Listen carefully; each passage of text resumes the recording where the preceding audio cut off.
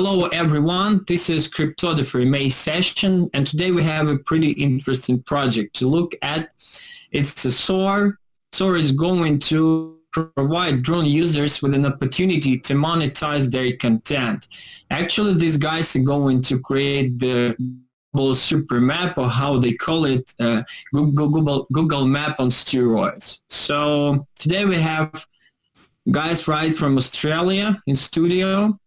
And hello guys, here we have Amir, Farhand, CEO of Soar project, Lowe, lead blockchain scientist, and Darren, Geospatial expert. Hello. G'day mate, how are you going? Yeah, we're fine. Thank you. Thank you. First of all, thank you for this opportunity to ask our questions, the questions we had from our project. And first of all, I just about Soar, but could you tell us what it's all about and in more details about? Yeah, look, I think I'd start to say hello and welcome, and thank you for the audience's time, and also we appreciate this opportunity for this AA.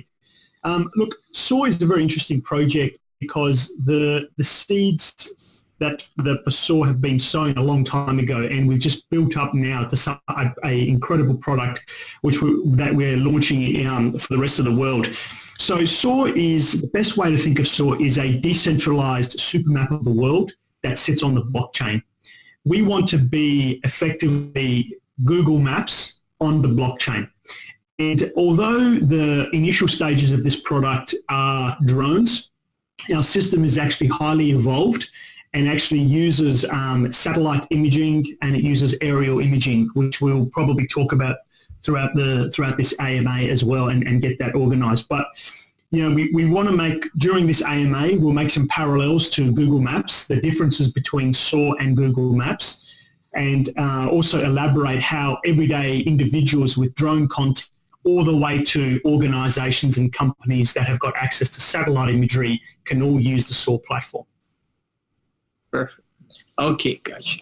And a couple words about background of your team. It's always important for crypto industry to feel how you're sure about your background.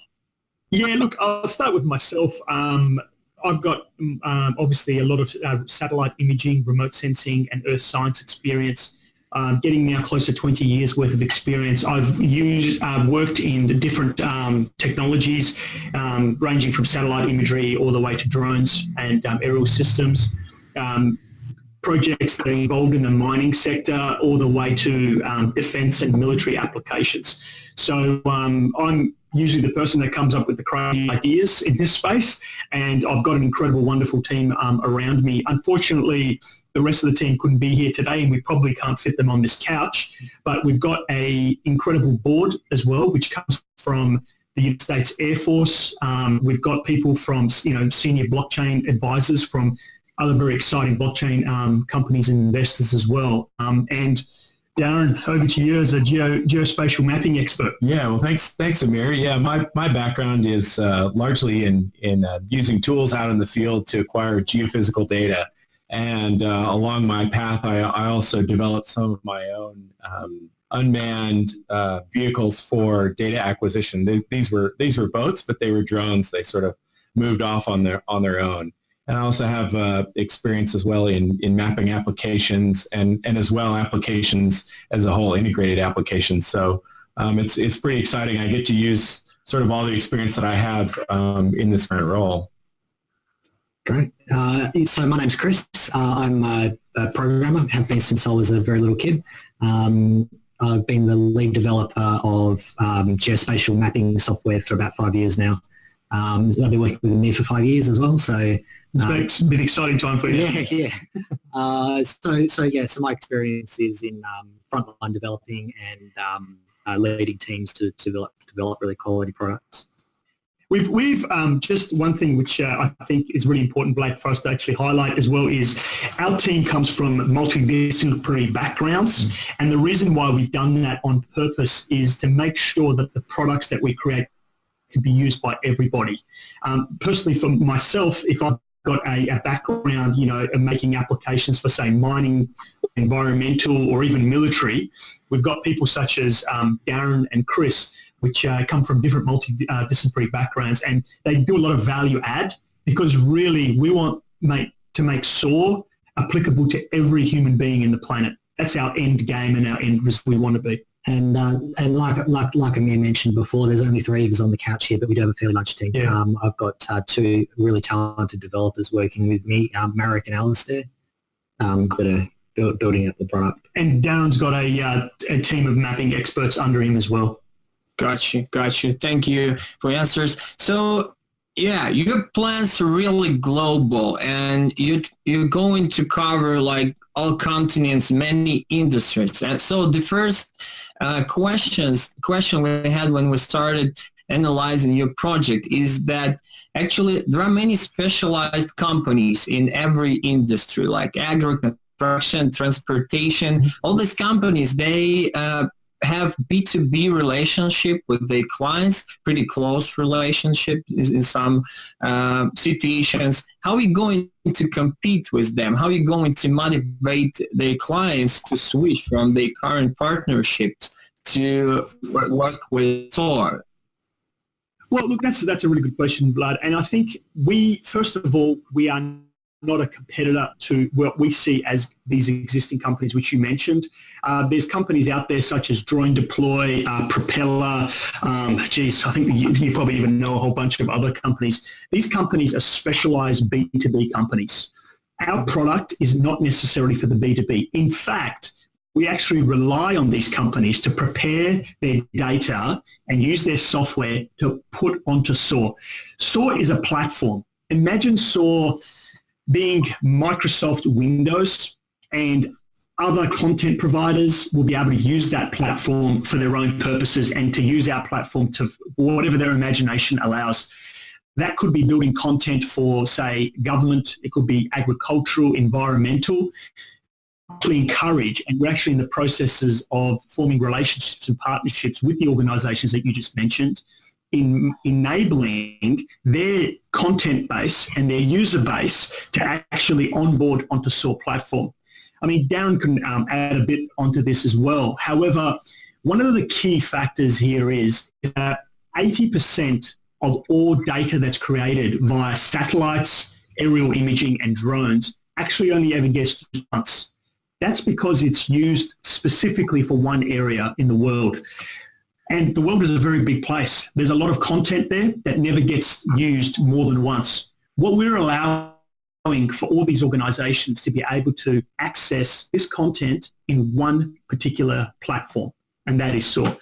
I guess, Darren, from a mapping expert background, maybe you can provide a little bit of a follow-on from that. Yeah, well, sure. Drones are definitely a disruptive element in so many industries. And they've really opened the door to a lot of people in terms of what they can do with drones. And even for an example, like the drone that you see here in front of me can be picked up, bought down at the local office supply store. And there's apps online that users can grab for programming them to go and do pre-programmed flight paths to then go about and start doing mapping. So, with a little bit of research and a little bit of know-how and learning your drone, you can be out doing mapping on your own. And so in a way, they sort of give opportunity for individuals to build up their skills.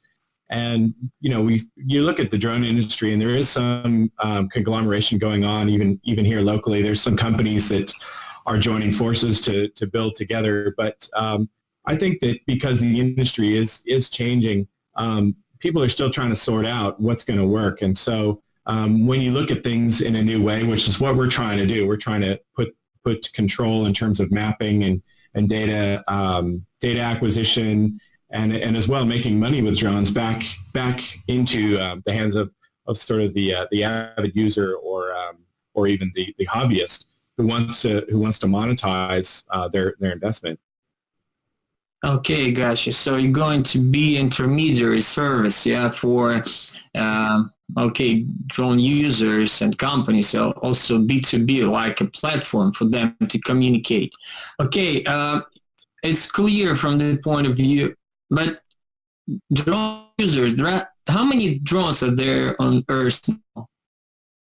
The numbers vary, but from the business research that we've done, we think that currently there's probably around about 11 million drones in the world at the moment. And out of those, so by 2020, we think that number is going to double, actually. And they're expecting it's going to be over 22 million drones available. And half of those drones, more than half actually, are going to be drones that are for content creation, such as imagery, video, analysis, and surveillance. So we really want to be able to tap into that. Now, I don't know the specific for different countries, but I do know that in America, for example, there is over 50,000 licensed drone operators out there as well. So, different types of licenses that Darren will probably shed some light into as well.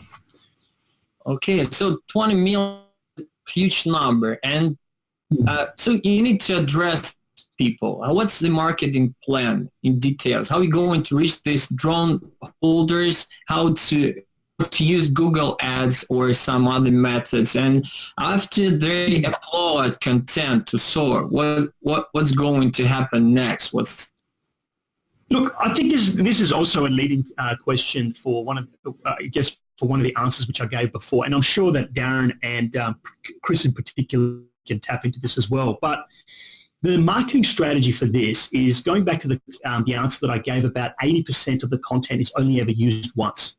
All we have to do is to tell people that a system and a platform exists that can take their imagery that they're only used once and they can use it multiple times. So one of the easiest ways to do that actually is we've been starting already going on Instagram, and there's a lot of incredible drone imagery from all over the world. And we've contacted these people and said, look, your Instagram, your photo of the drone image is great on Instagram. It's got 5,000 likes. Great.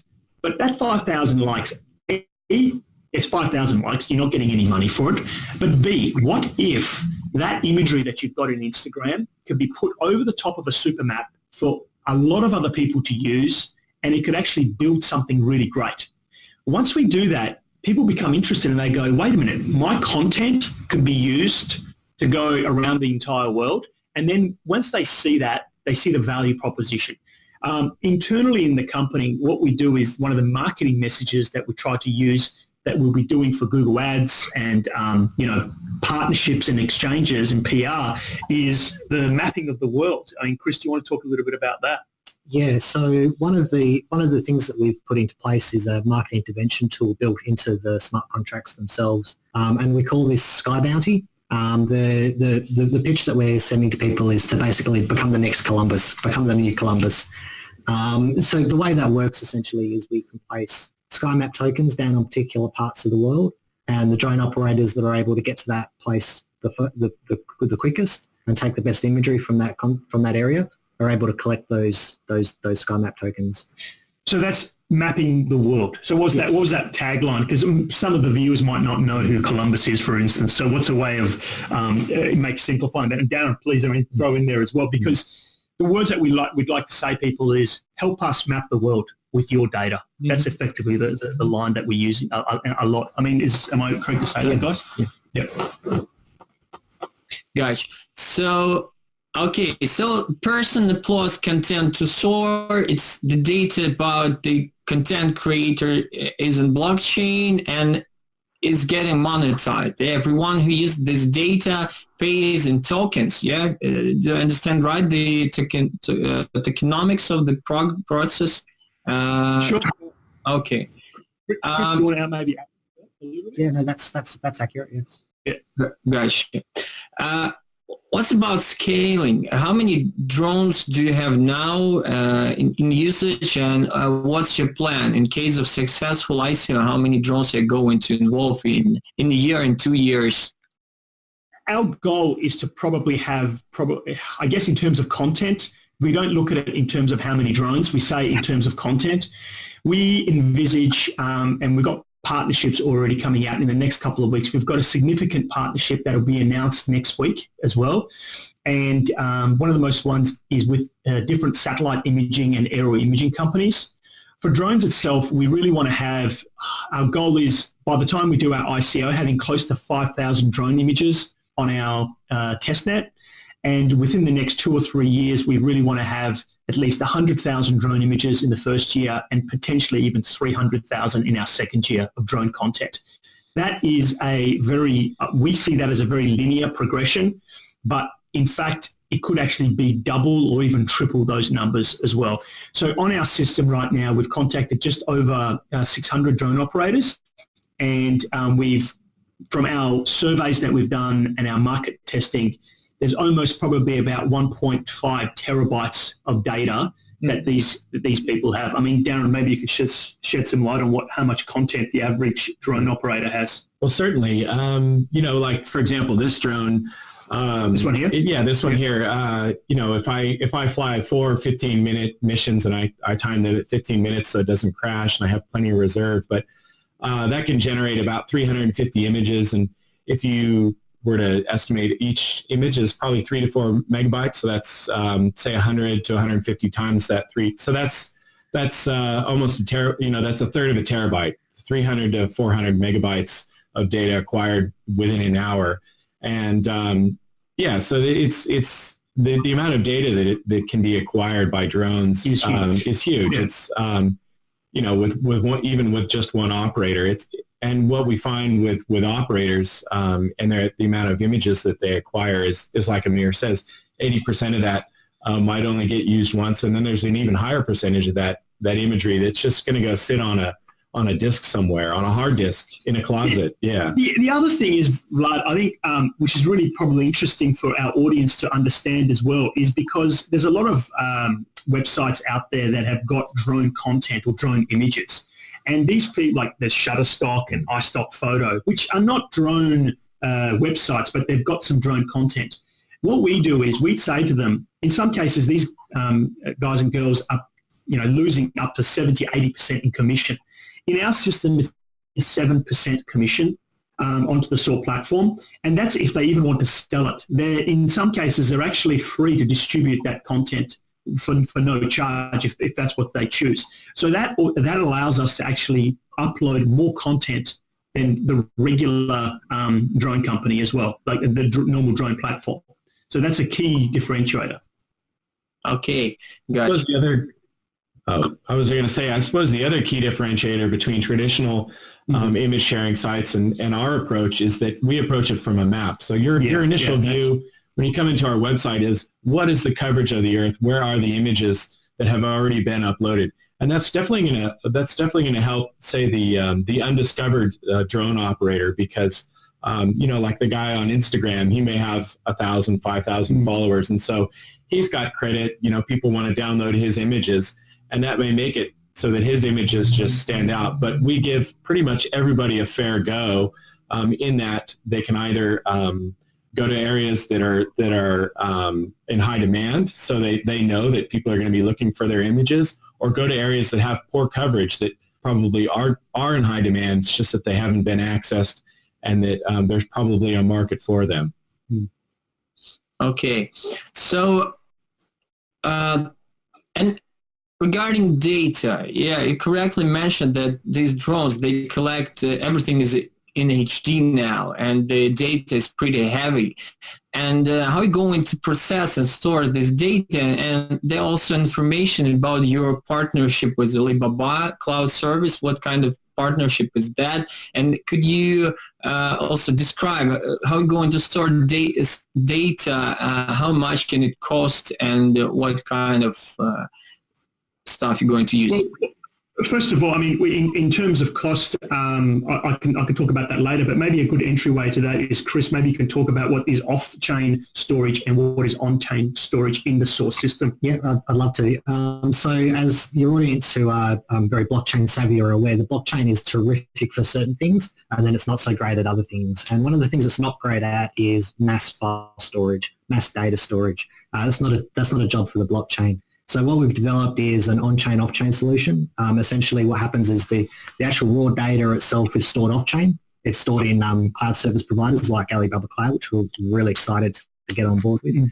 And on-chain, what we store is the the metadata about that information, the fingerprint, the geohash, the defining information about that imagery, and then a reference to where that lives off-chain. And there's a security handshake that occurs between the blockchain and our serverless functions running on Alibaba Cloud, which basically validates that data has been purchased and is accessible. I think maybe it might be good, Chris, as well, if you could just highlight a little bit more technical detail, just maybe half a minute on the smart contract and the payloads and that information, because that is on-chain, and I think maybe the viewers might want to know a little bit about that in very heavy terms. So we store a number of defining values inside of the blockchain, like in a single transaction of uploading a listing. Those are things like the file hash, so the MD5 file hash, the fingerprint of the file, the geohash, the information about where that lives in the world, and a few other key points like title, description, tags to make them easier for searching. We also store a payload of JSON, which is just a payload of information, which also helps in rectifying that image onto the map. The really critical one, though, is the information about where that file is actually stored off-chain. So essentially what we've done is we've decoupled the platform from the blockchain from the file storage. So they all act as a bit of a pyramid that are connected but not tightly joined together. Yeah, look, I think this is really important as well, because it goes into Vlad's question with regards to Alibaba. We chose Alibaba, and it's an incredible partnership because we're getting access to some incredible technology for Alibaba. And as Alibaba grows, they've got machine learning capabilities and AI technology, which is advancing very quickly. But the other thing with Alibaba, which is very important, is Alibaba storage can be accessed in every country in the world, unlike Microsoft or Amazon or even Google. So we really want to have an inclusive community system where people, say, for example, in Russia, Ukraine, Iran, and in places of South America can actually onboard content. But by no means we're actually limiting people to just Alibaba, okay? Alibaba Cloud is a partner, and it's great to have them on board. However, if the individual drone operator wants to use Dropbox, if they want to use Microsoft Azure or AWS from Amazon, they're more than welcome to. We do not limit them. In fact, this is one of the biggest powers that we've got here, because we're highly flexible in our platform, and we're very, very inclusive for the community. Okay, maybe to try to elaborate that on a little bit more, there's a system in place called the sponsorship, the Sky Sponsor program. So essentially what that is, the sponsor acts as a buffer between the average drone operator and the blockchain. So the average drone operator who comes onto the system is just able to drag and drop their file on, and as far as they're concerned, it's done. They don't have to know about the blockchain. They don't need to, to go through any special, signing transactions or anything like that. The the Sky Sponsor assists them with that. For our larger organizations like our B2B that were mentioned earlier, they're able to come on board and say, well, I'm not interested in being sponsored because I know my content's good and I'm willing to pay for the hosting of that rather than give a sponsor a commission in the sale. So for those guys, they're able to come on board and use their own cloud hosting or their own internal hosting if they want to, and they can sponsor themselves essentially. Yeah. Okay, so the drone user captures the video, upload it somewhere where he wants, then you store data about ownership. Yeah, this guy, he is still the owner of this video, and the data about this ownership is stored on blockchain. Also, there is a data about reference where this video is actually on server. It can be changed, yes, some way, or how it works. For example, person save data on Dropbox and wants to move to Alibaba service or somewhere else, Google Drive. And actually, this data can be changed, at the level of blockchain. Yeah, that's correct. Yes, yeah, we just essentially write another. You need to write another transaction into the blockchain, but that basically acts as a delta, acts as a difference that this file is now changed to this position. Mm-hmm. But all drones, they're different, and you need to process this data to glue the pictures, because, for example, here on your table are two drones. They're absolutely different. Some of them are small, some of they shoot 4K, some HD, and how it works, how you're going to glue this data to create a super map which is consistent. It doesn't. That's a good question. It doesn't actually matter because no matter what drone operator or drone manufacturer that you actually obtain this data from, the firmware inside this system is it has files or metadata, which is very, very similar. So it has information relating to positional accuracy, also the type, the specifications for the camera. So this allows us to be able to use this content to be placing it over the super map. So to us, we are once again an inclusive system. So I think we've actually a video which is called the Soar Quad Tree, and you're more than welcome to play that, Vlad, if you want, for your audience with the Soar Quad Tree. Thank you. That actually shows you how our system. That is our point of difference, really, because it allows someone, and you can see it in the video. You can go from a satellite view of the entire world. You zoom in and then you go to a higher resolution, and then you go to what you see on Google Maps, and then you can choose to even go even higher resolution down to the drone. So what you're seeing with Soar is you can actually see the entire zoom level, okay? Whereas in other mapping systems, you're constrained with either the highest resolution or the lowest resolution, which is pulled back. So, and we've built this through trial and error for the last couple of years, and we invite people to go look at the video and actually use our tester to see exactly how we've done it and how we've planned for it. Yeah, this is a good video. Actually, this is an appropriate part to show our subscribers it right now. Let's check this video.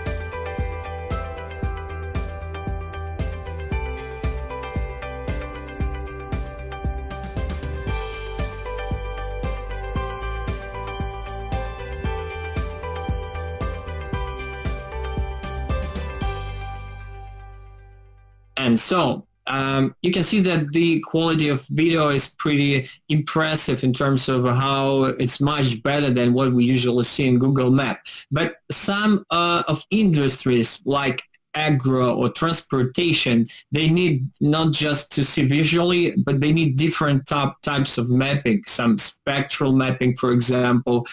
Is there any minimal requirement for drone for its content, which will provide you with the opportunity not only create regular Google Map, but something more technical?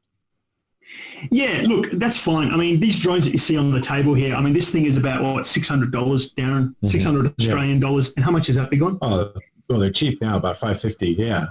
And that one's out of stock, so it's... Well, how much? Something like that. How much is that roughly? If you want to get the level 4, the Phantom 4, they're about $2,000. $2,000, right? So there you go. I don't know where we got $550 from. But okay, so but what we're trying to say here is that they're getting cheaper and cheaper.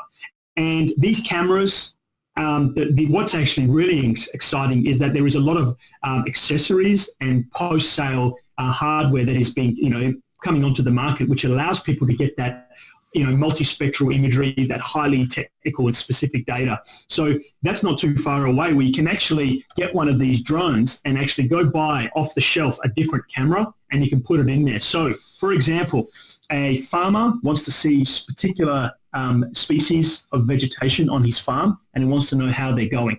So he uses the Soar system to get a very regional view of his farm, because here in Australia, for example, farms could be sometimes 50 kilometres big. So he uses the satellite imagery, which is going onto the system, which is great.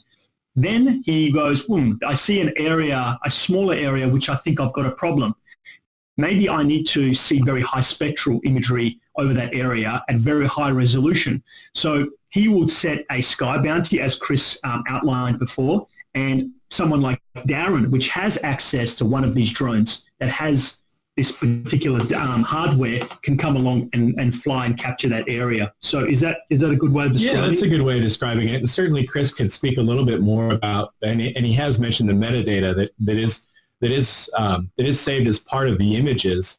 And it's pretty intense. I mean, in terms of the number of parameters that go into the metadata, off the top of my head, it's at least 30 parameters, and you can, of course, add to that. So within those parameters, the name of the camera, the name of the drone, the latitude, the longitude, things like the quality of the positional information, and as well, furthermore, even the way that if the image was processed. And so that's also going to allow the consumer who could potentially go in and filter through saying, I'm not looking for enhanced images. I want the raw images so that I can enhance them or process them for my liking. So all of that information can be written to the transaction, and that's definitely what gives credit to the supermap, because we're mining that information to build the supermap itself. Yeah, Darren's exactly right. We store all the information about the drone and the camera that's used to capture the imagery into the blockchain as well. And again, that can be filtered. But in terms of the actual the technical requirements of the system, there's no real difference between these image formats. They're basically just a different flag that's been set to say that, this is multispectral or this is infrared.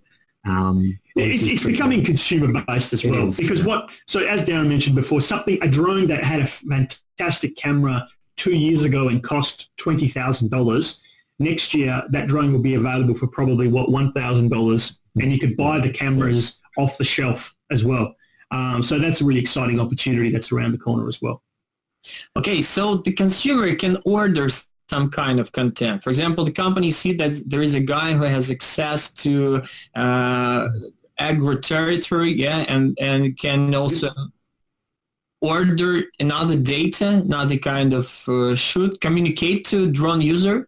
Can the company communicate through your platform with drone users? So there is only a way to buy something is already done. I can take that question. So one of the systems that we're building is called the SkyTasker system, and that's essentially, it's a smart contract built to acquire a specific kind of imagery. So that might be one of the examples I use is I might want somebody to come to my wedding day to take some nice photos of the wedding ceremony and so on.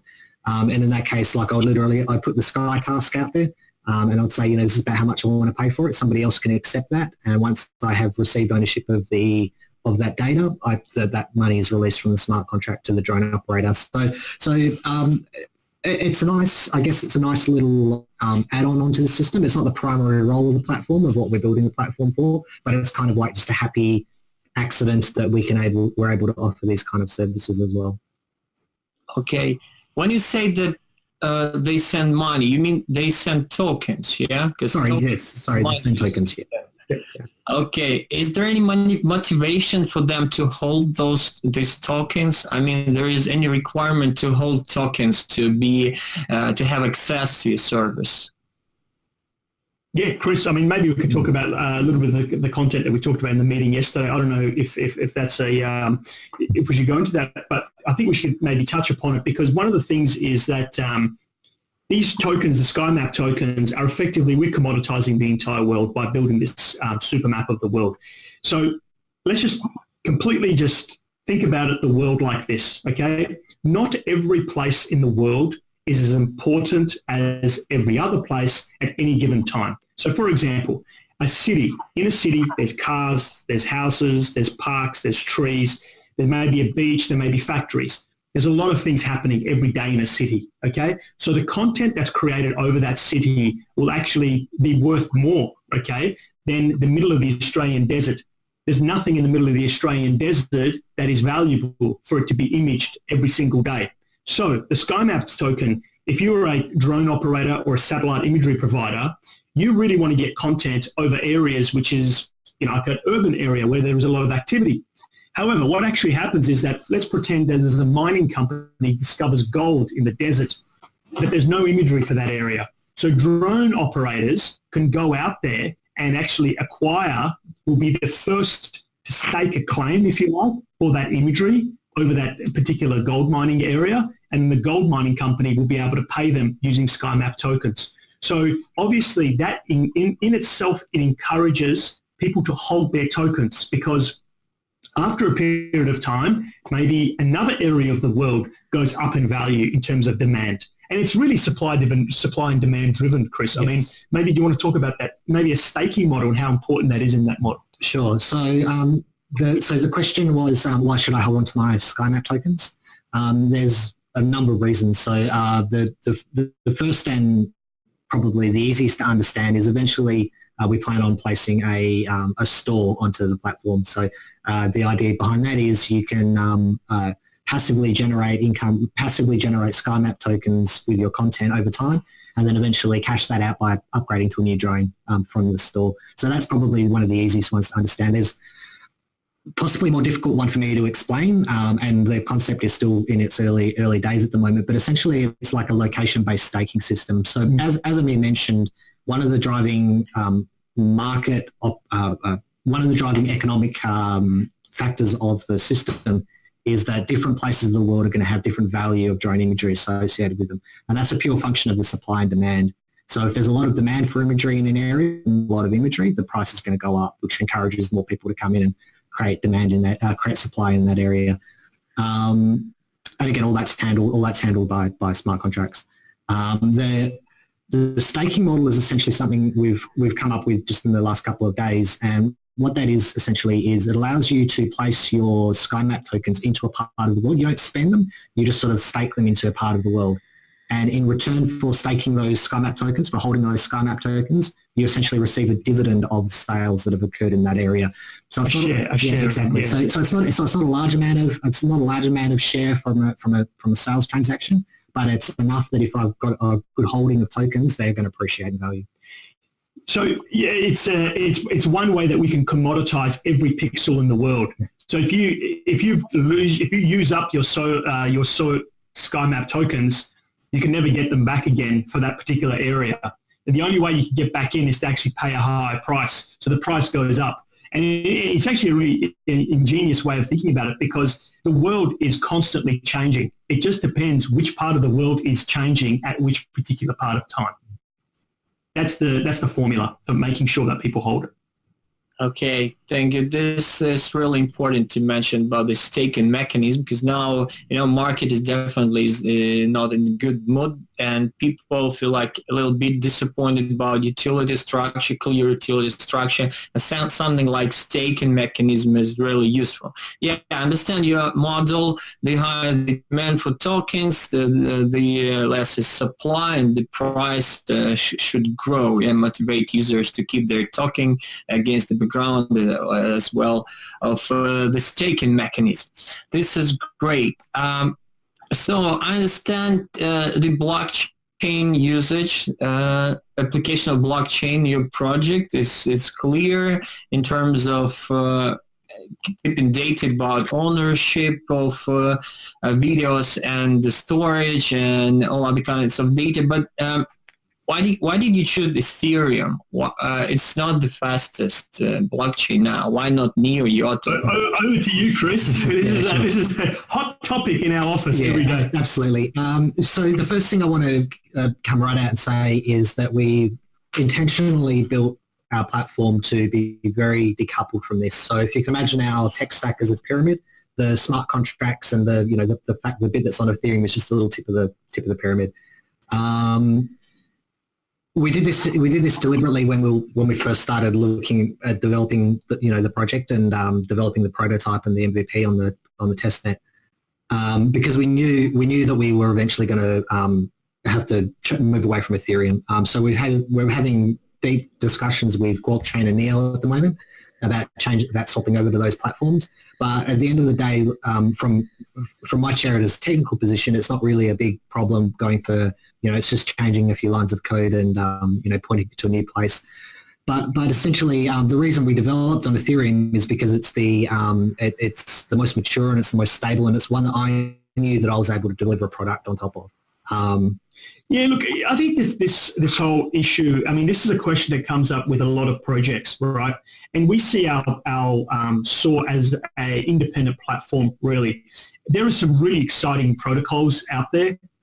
Chris mentioned two of them, but there's other very exciting protocols out there. And I think there seems to be, I mean, we're in a bit of a bear market at the moment, but there seems to be a bit of protocol fatigue because every single protocol keeps telling us that they're going to deliver this incredible system, which is going to have high TPS speeds, and it's going to be very cheap, and the gas is going to be very, very well. And also, we have to think about this as well, and the audience will probably know this, is this AMA has been conducted with people that know the crypto space, they know the blockchain. The end users of many of these products are actually going to be everyday individuals which have never even heard of blockchain. So although some blockchain projects might be great, how the everyday individual interacts with them, potentially, I mean, look at the problems and I guess that MetaMask solves, but the other issues that it has as well is we've got to look at this as a complete whole picture and see where is the protocol space going to be in, say, 6 months' time.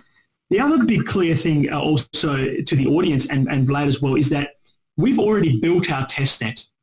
Our mainnet is only 4 to 5 months away, probably sooner because we're actually ahead of schedule, which is incredible because we've already built something great like this before. So we don't want to wait for other protocols to tell us, hey, why don't you wait, and in 1 year's time, we've got a protocol coming out. Ethereum already exists. Sure, it's slow. The gas fees are bouncing around all over the shop, but we think that our product is going to be on the market much sooner than their protocols their mainnets is going to be released. So we just want to keep our options open, I think. Is that the... Yeah, no, that's exactly right. Yeah. So you're blockchain agnostic. You can change it in a year, in 2 years. To a certain level. Yeah, if we were to release our mainnet today on Ethereum, the data that's stored on that mainnet is going to be stored on Ethereum. If we decide we're going to swap over to Neo or Blockchain or one of the others, there's going to be that bridge because they're on different blockchains. So there'd be a fairly not complicated but fairly time-consuming and expensive task of migrating that data back from one blockchain over to the other one. It's not something I'm really too concerned about, but again, the real guts of the issue, swapping in terms of swapping over to one of those other blockchains is not a problem. Migrating data is a bit more of a problem, but yeah, to summarize, I needed to be able to deliver something that I knew was going to function and I knew that people were going to be able to use. So for me, the choice was to go with Ethereum and to sort of bide my time and wait for the other options. Yeah, great. Yeah, I checked your website, your product, and that is what makes you different from many other products and projects who don't have anything ready yet. So, but could you, for those who are not familiar with your website and the product, could you describe what's already done and what is testnet, how it works now, and what's going to happen and change in 4 or 5 months when the mainnet will be launched? So what might be a good idea is maybe Chris can outline the testnet, and maybe Darren and I would then talk about a little bit about the satellite imagery and the other partners that are coming on board. So sure. Yeah. So right now we support one of our 3 data formats, which is images. Our second one off the bat, which we're developing at the moment, is the aerial mapping. So that's the actual top-down looking at data as a layer on top of the underlying satellite imagery. And the third file format is the video. So the video is like a path that's taken as the drone was flying through and capturing content. Full upload support, so anybody can come onto the testnet right now, and provided there's some onboarding instructions for installing MetaMask, and we've tried to keep that as simple as possible.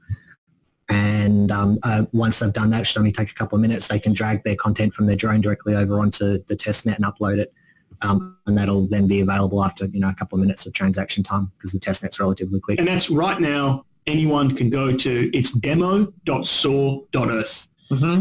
If you go to our website, just type that in, and most of the crypto community will already have MetaMask installed onto Chrome anyway. They can log on there and they can start using the system. Sorry, for the people that don't actually have access to MetaMask, that's okay as well, because if you go to demo.soar.earth, you can actually see a bunch of drone imagery that's actually uploaded already anyway. So you can go there and actually interact with it. You can download it. You can zoom in, and you can see who's created it. And we've got some really incredible imagery already there as well. Yeah, I think there's about 350 images at the moment. Yeah, it's constantly growing. But just the average user, any end user that knows nothing about the blockchain or the crypto market's able to come onto the platform and to zoom around on the map and see all the really cool drone imagery that's available.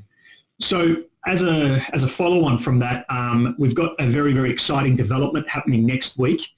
We've been working with a major global provider of satellite imagery.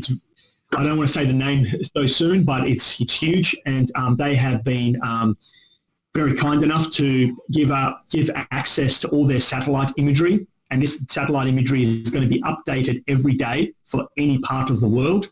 And as of next week, every person that has access to the Soar demo website can actually go in there and download satellite imagery from any part of the world for free, no charge at all. And we want to really demonstrate to the broader community how powerful this is. So maybe, I guess, Darren, you could probably give us maybe a couple of lines about how easy it is to be able to use that and who will be the beneficiary of that satellite imagery as well as the drone content. Definitely. I think in the office, I spend a lot of time just having fun on the test net because coming from a mapping background, it lets you sort of see the world get mapped, in front of your own eyes. If you have your own images and you have them in different places, you can put them up there, get a sense of where they're supposed to be, and even for the casual user who's a drone enthusiast who likes to take more of the artistic images, more of the sort of, I call them trophy shots, single shots,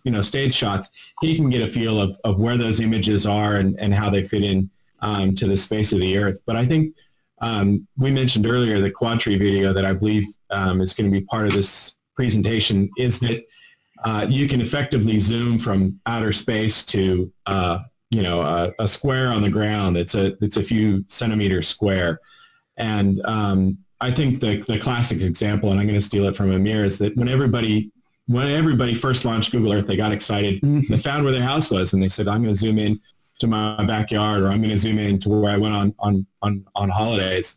And while that works, you're left at an altitude of a couple thousand meters or something like that, so you don't get the full picture. Well, drones are virtually going to give you that resolution as if you were holding. They can give you the resolution as if you're holding your phone, taking a picture, just holding out your hand. And then Soar's going to give you that capability to either zoom infinitely from space to Earth or the other way around. And so it opens quite a few avenues in terms of usability for industry. They're going to be able to get the bigger picture, but then they're also going to be able to zoom in. One of the, just to, sorry to interrupt you, Darren, is one of the really good user examples is going to be, there's been events around the world which are constantly changing. Like, for example, there's been forest fires in California. There's been, I think, cyclones and storms in southern India. And then we've got this volcano in Hawaii as well. So with the news that we're going to be releasing next week with this satellite imagery provider, we'll be able to have all that content there. So how does this affect our mainnet is, this mainnet is, like we said, 4 or 5 months away, but probably, I should actually tell these guys to stop working as hard because we initially thought our mainnet would be almost 1 year away. Now it's 4 or 5 months away. It may even be released before Christmas as well. So this is really exciting news for us. Great. So is that really that simple? For example, some person who's not specialist in blockchain doesn't care. Just a drone enthusiast who's doesn't have purposes to actively monetize, to have a drone usage as like a core business. Is that really that simple? You just upload content, install MetaMask, provide the Soar with the private key from wallet, Ethereum wallet. But you also need to map somehow to let the system know where exactly this shot was done. The video. That information, all drone operators, when every single image that's taken from these drones already has that information. We just take that information that already exists. We are not doing anything special with those images. So the drone operator that takes one photo and they don't do any processing, they can still use the Soar system. Yeah, Amir has sort of trivialised some of the tech work that we've done. Sorry. I'm trying to make it simple, but it's actually much harder. We read information from the drones and from the image that the drone has taken. We'll just capture some metadata from that and use that. When somebody uploads, they drag the file into the platform, and the very next thing they're presented with is here is the location that the drone has said that it was taken from. We give them an opportunity then to fine-tune that position to basically say, just use just some like rotate tools and some move tools and some squishing tools just to line it up onto the map exactly as it says. But the entire process is extraordinarily simple. I mean, some of the very early hallway testing that we've done has been, I don't need to tell anybody anything. They just pick it up, drag it over, and then they start moving their things around and the photo's done. After that, we do ask them to put in some social media kind of things like title and descriptions and hashtags and things like that, just to make the image more searchable in the system. But it literally is as easy as that. Installing MetaMask, because of the sponsor program, the Sky sponsor program, there's no need to sign your transaction. The sponsor does that for you automatically. So you install MetaMask to have a place for your SkyMap tokens to come back into when it's been sold, but you don't need to, buy Ethereum for gas or to really even know what the blockchain is or how it works to be able to use the system and enjoy it. Okay, gotcha. Okay, let's talk about the pragmatic part of ICO. As far as I understand, you're planning crowd sale at the end of August, or what do you think about market conditions? Probably going to postpone or going to right now, and you're going to raise 20 million, around that. Yeah, look, by the way, the first thing is just a quick clarification there. Our public sale is aiming towards the end of September, actually. Our pre-sale is coming to a very, very soon. So we've been lucky enough to actually receive funding and investment from some of the world's biggest blockchain investment companies, such as JIR, Node Capital, Grand Shores Ventures, and H Capital. And we've got a strategic alliance also with CryptoDiffer as well. And with CryptoDiffer, we're working very, very closely with them in building a strategy of getting through these market conditions. I mean, we know we're in a bear market. We know that the price of Ethereum is, shaky at best. However, we like to look at it and say, look, the community's out there. Compare us to other other ICO companies and blockchain companies. We've said what we're going to do. We've already done it. We're ahead of schedule. And really, if you look at the partnerships that we've created to date, with some exciting partnerships coming up, we are more than confident to being involved and going forward, and we all know a bull market is going to be around the corner as well. So we want to be the best positioned at that. The other exciting thing is that although we're doing I think it's just under $20 million is the raise, we're in the pre-sale, we're doing extremely well in the pre-sale. And we think that our public sale is probably going to be sold out as well. So we do encourage our community to make sure that they do register and they're part of that community, because the staking mechanisms that we've just talked about during this AMA are very, very important. And once that catches on like fire, it's going to be very, very popular. And we are not looking at the crypto community as an exclusive. We're looking at the broader community that sits outside of the crypto and the blockchain space, and how they can use Soar. The other exciting thing is, Vlad, that I'd like to share with our AMA audience now is that most ICOs, you buy tokens, okay, which is great, which is really good. But in our ICO in the public sale, we're also giving the opportunity for our community to get drones for free. So we've partnered up with some drone manufacturers around the world, and depending on what the conditions are like as well, we're going to be sending out free drones to the community. So this is obviously it's a great marketing idea, because you buy some SkyMap tokens and you get one of these awesome DJI drones for free of charge. But what is that also doing is some crypto community will be getting these drones for the very, very first time, and they're thinking to themselves, wow, I've got, not only have I invested in a company that is doing something cool, but I can now go outside and take some drone imagery and load it onto the Soar system. So they become a part of the system as well. And that to us is very, very important. Yeah, this is great. Okay. Thank you very much for this May session. Thank you for this opportunity to ask questions and have a good time. So we're looking forward to news and great partnerships you're going to announce, and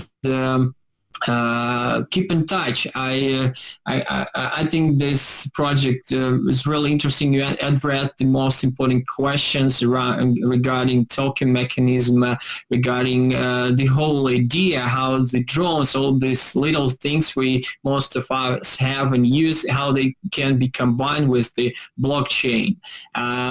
So thank you for this chance. Thank you for your time, Amir, Chris, Darren, and see you later, probably in other May sessions. And I wish you a successful ICO and all the best to your project and your further progress. Thank you so much, Vlad, and thank you to the community as well. We appreciate your time. Yeah, Thanks so much. Thanks, Vlad. Cheers. Catch you.